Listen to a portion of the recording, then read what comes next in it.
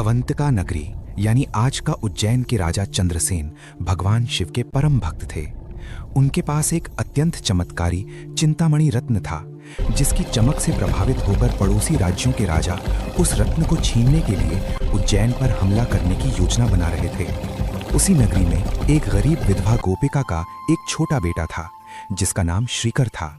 एक दिन जब उसने राजा चंद्रसेन को महाकाल की पूजा करते देखा तो उसके मन में भी शिव भक्ति की लौ जाल उठी।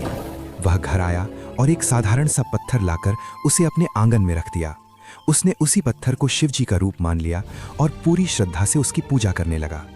उसकी माँ ने जब उसे एक पत्थर के सामने पागलों की तरह बैठे देखा तो उसने गुस्से में उस पत्थर को उठाकर दूर फेंक दिया। बालक श्रीकर इस बात से इतना दुखी हुआ कि वह रोते रोते बेहोश हो गया। अपने नन्हे भक्त की ये निश्चल भक्ति देखकर भगवान शिव का सिंहासन डोल गया। जैसे ही बालक की आंख खुली, उसने देखा कि उसकी टूटी फूटी कुटिया एक भव्य सोने के महल में बदल चुकी थी और जिस जगह पर पत्थर फेंका गया था वहां साक्षात ज्योतिर्लिंग प्रकट हो गया था, जिससे दिव्य रोशनी निकल रही थी। तभी उज्जैन पर हमला करने आए दुश्मन राजाओं ने जब इस अद्भुत चमत्कार को देखा तो उनके हथियार उनके हाथों से छूट गए। वे समझ गए कि जिस नगरी की रक्षा खुद महाकाल कर रहे हों, उसे कोई नहीं जीत सकता। सभी राजाओं ने युद्ध का विचार छोड़ दिया और राजा चंद्रसेन और उस छोटे बालक के पैरों में गिर गए।